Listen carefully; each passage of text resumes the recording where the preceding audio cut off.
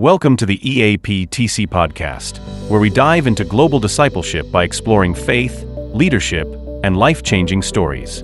And each episode is dedicated to inspiring and equipping you with insights and wisdom to grow spiritually, lead effectively, and live purposefully as a committed follower and disciple of Jesus.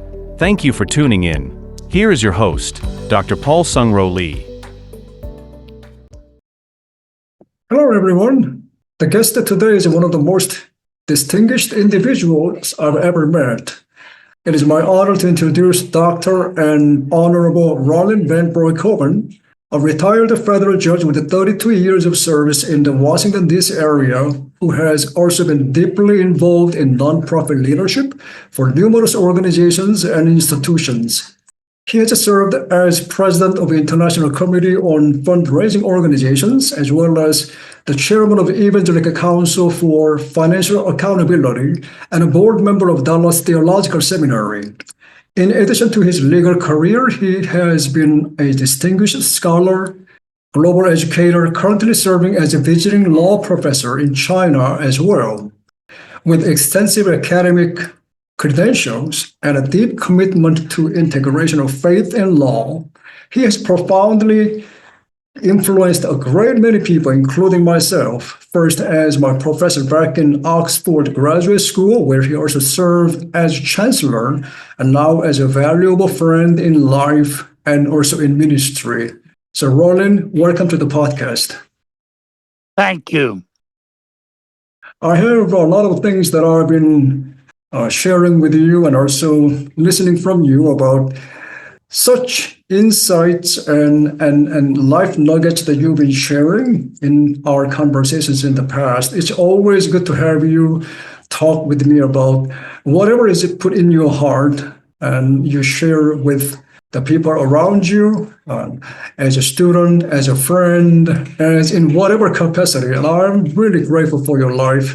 And I know you've been so much involved in the accountability and governance issues for numerous organizations in the past. So just feel free to share whatever is in your heart concerning these important topics, especially as we talk about the discipleship, the global discipleship. And so I recall in one of the articles that you have written and shared with me in the past, which strongly advocated for accountability across every sector of a society. I assume that our listeners can find it on your blog by just Googling your name. As someone who has been wearing many hats in service to our nation and community, institutions, organizations, and churches, and even globally, one thing I respect and appreciate about you most, Rollin, is your demonstration of accountability as a disciple of Jesus Christ. In a world where moral failures are increasing and financial integrity is decreasing, which is happening even in the church world today, how has the notion and practice of accountability motivated you to live and serve transparently for many, many years, impacting those around you? I think the first thing was in the 1970s, I realized that a lot of Christian organizations, mission organizations, were not well governed. I think it started out with the Palatine brothers in Maryland. Then we realized that we as evangelicals were not much better.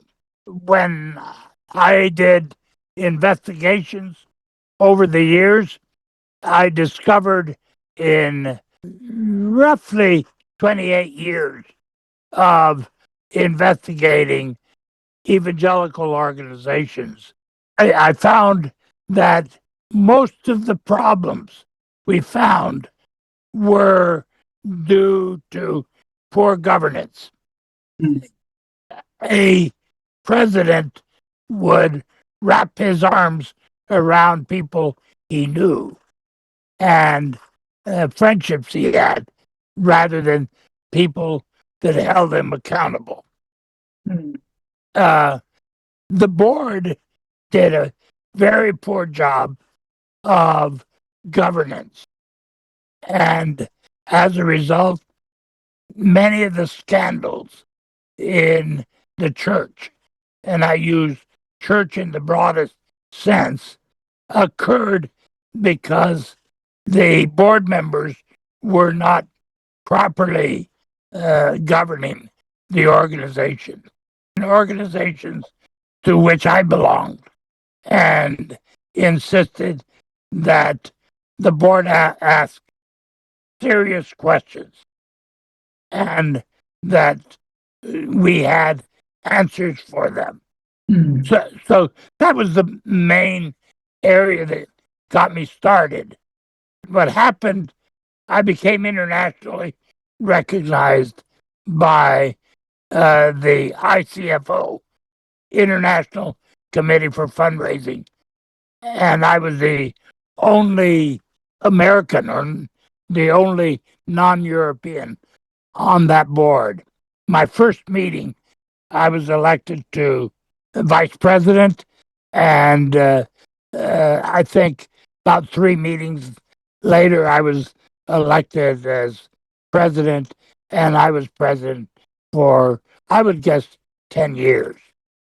But that opened up, I was still working as a judge in Washington around the United States. That opportunity in Europe opened up the doors to expand what we called was our footprint in Latin America and Asia, which took me to those areas of the world.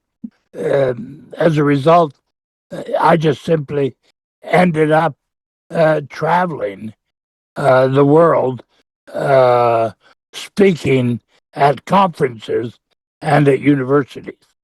All of my speaking addressed ethics and morality in the way organizations did their work.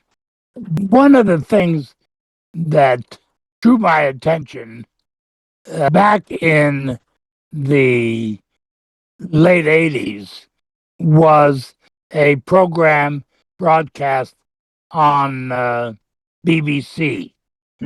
Middlemarch dealt with a movie by C.S. Lewis and his relationship in marriage to Joy Davidman Gresham, particularly with the period during her illness with cancer and death. It was during, I think, those 25 years that I was spending a month a year in Oxford, England, studying his literature and the work that he was doing.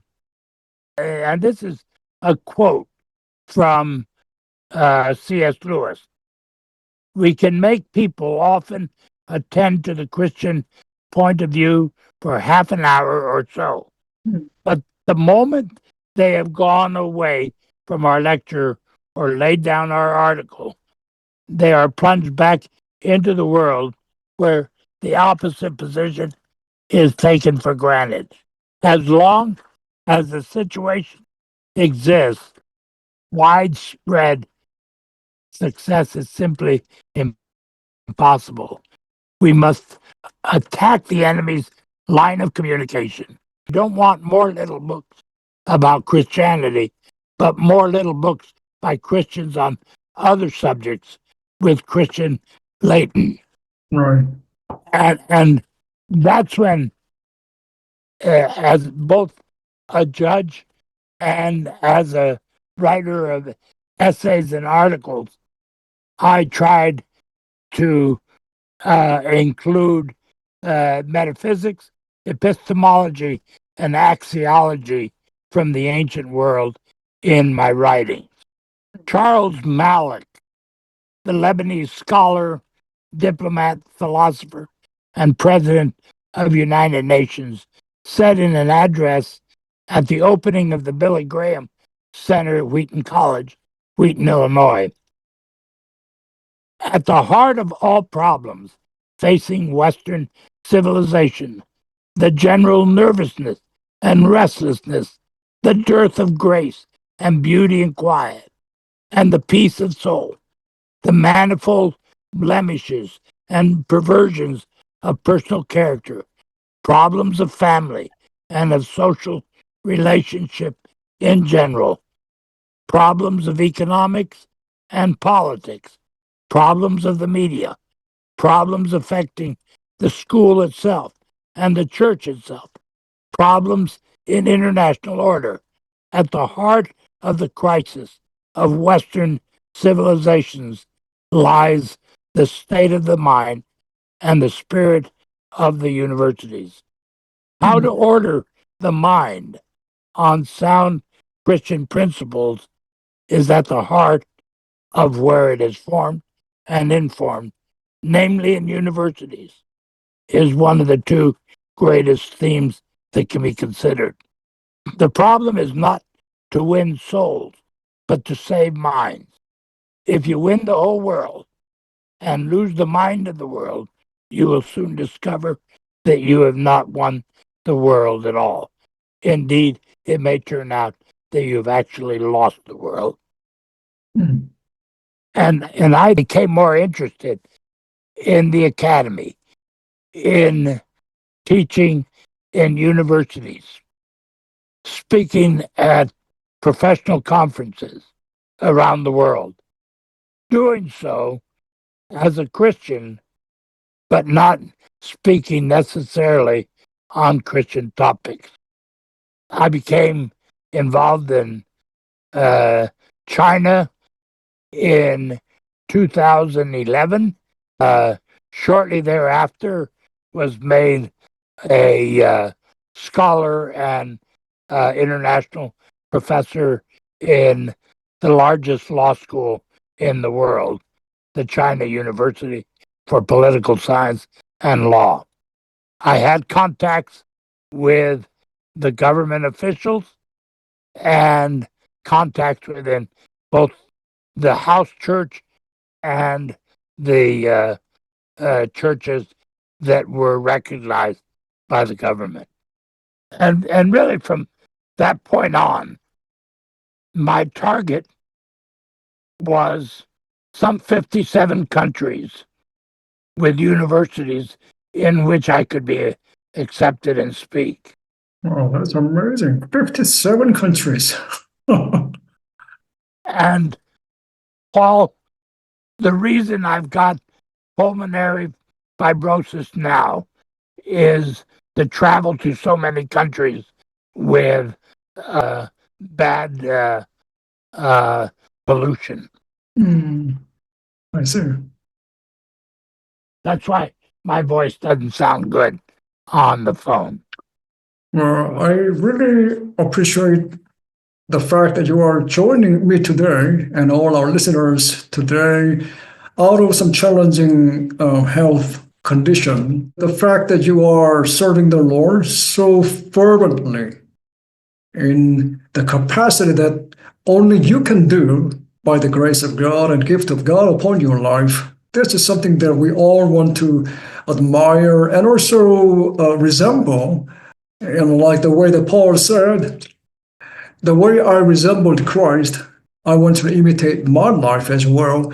You are one of those people that, as a Christian leader in my own capacity, I want to role model you and also follow your footsteps to serve Christ at any cost. That is something that is so admirable and respectful. We thank you for that, Rollin. Appreciate it so much. Now, Well, I follow you too. You know my background as a missionary kid. Mhm. And I think while I worked for the government as a lawyer and a judge, you were serving Christ in China or in Africa. Well, I think everybody has different giftings from the Lord. And I believe that many of our listeners will be so interested in hear your story more, especially in the areas of law and government, and also in the academic institutions where you have been so much exposed to serve with the godly impact. His disciples were accountable to Jesus. Mm. And that accountability did not come out, it seems to me, until after the crucifixion and Jesus rising from the dead. Mm. And it was at that point that each of the disciples, based on their own tenure, took did ministry in different parts of ultimately Europe and North Africa. Mm. And I think our Western culture comes largely from their work. Now, it may be changing now. When I lecture in universities, I deal with the folk religions, Buddhism, Hinduism, Marxism, Christianity, and how all of those shape the society and the way the law is formed. I don't think we can think of those first principles. At the same time, I don't think we can think about how to minister without thinking about the first principles of evangelical Christianity. Mm. And that's basically been what I have done. And by doing these various religions in different parts of the world, it's not an American Christianity that I'm speaking of. It's rather the life of Christianity lived out in the world through basic principles of Christianity, while distinguishing what the basic principles are that seem to shape society and shape the table. Mm. So you've got some basic principles that go back to Plato and Socrates, and then you have the ethics and work of Aristotle and further of Augustine, and you just have to go from there and make Christianity relevant to the way people think. If you're just thinking about Christianity, my problem as a layman is that they will only think that we are trying to import an American religion into their countries. I've had no problem in China. I still teach Bible classes in China. I taught at a seminary in China. At the same time, I was teaching in a university. I had good contact and connections with government officials.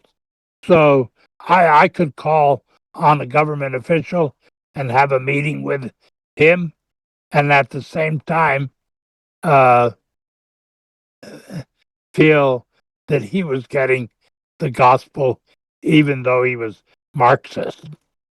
That's one of the things that we need in our society here in the United States more than ever. Sometimes people think that religion plays separately from their work and from their life, and I don't think that the design of our Lord when He introduced His love and His message and the gospel to the world. It has to be all in one package. And this is the way that you have demonstrated how to live out the gospel in our workplace, in our life, in every different sectors that we are engaged. So that's just something that I am so grateful to hear from you about.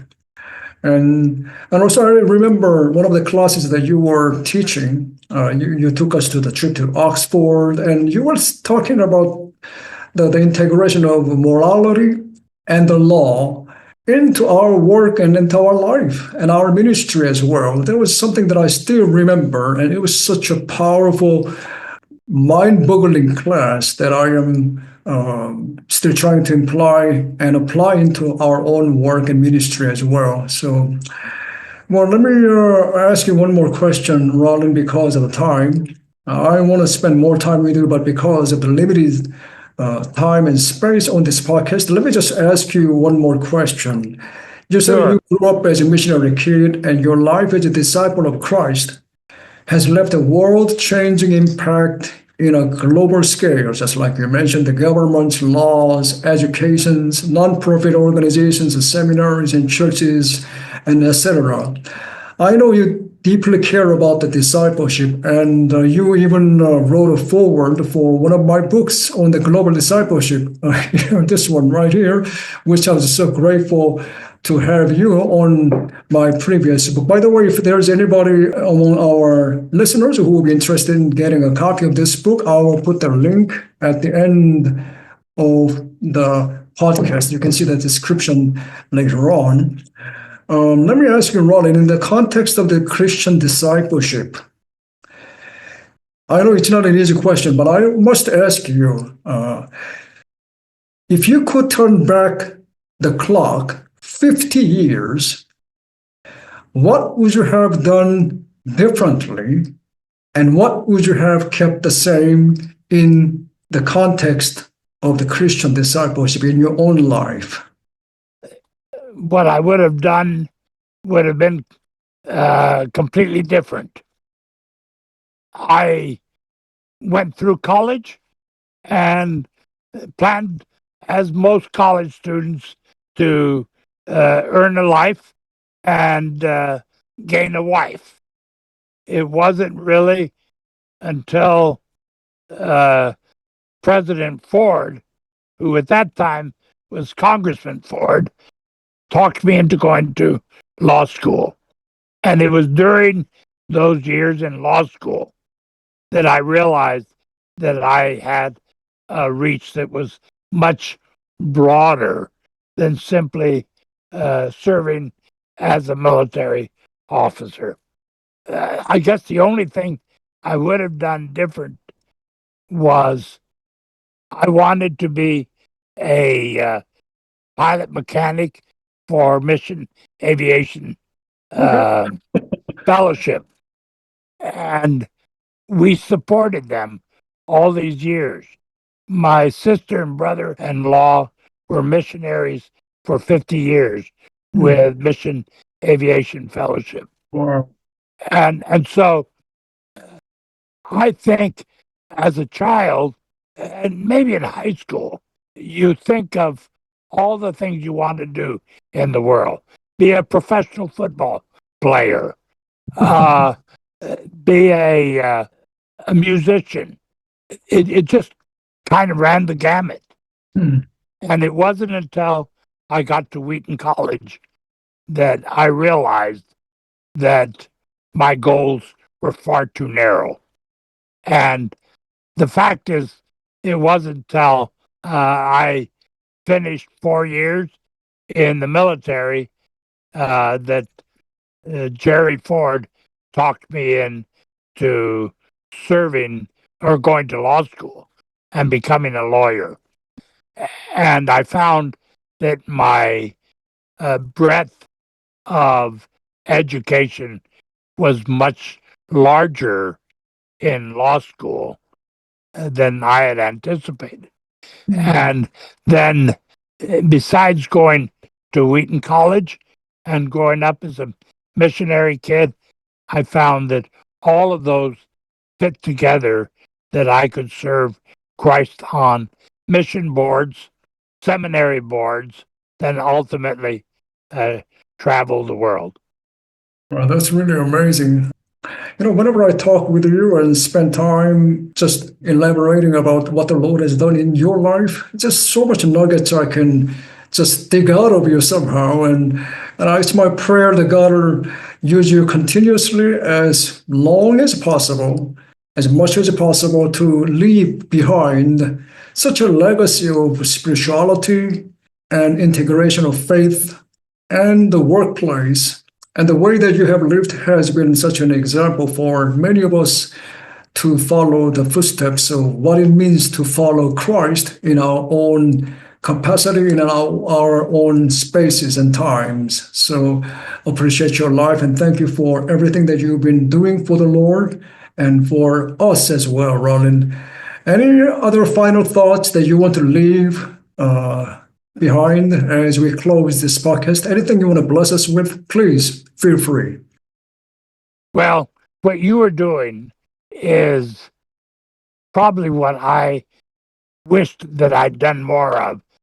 I believe it is wise life for someone to minimize their mistake by listening to those who have gone before us. Again, thank you for being a mentor to many people in your life. And I am one of those beneficiaries, and I am grateful for your life. And thank you so much for spending time with me and our listeners today as well, Rollin. May the Lord bless you continuously and give you health and keep you strong until the time comes that your legacy will continue to shine for the kingdom of our Lord Jesus Christ. And to all our listeners, thank you for joining us for this episode. Don't forget to follow the podcast and subscribe to our YouTube channel as well. So until next time, God bless.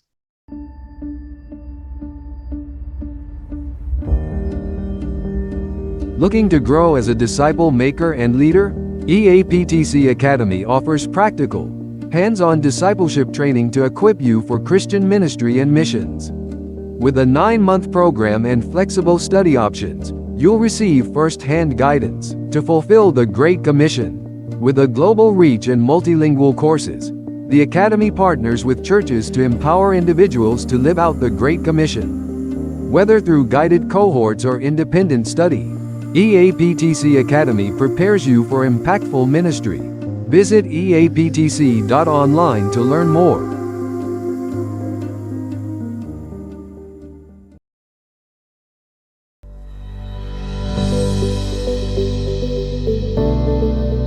Thank you for being part of the EAPTC global family. United, we can reach every life, every community, and every nation for the glory of God.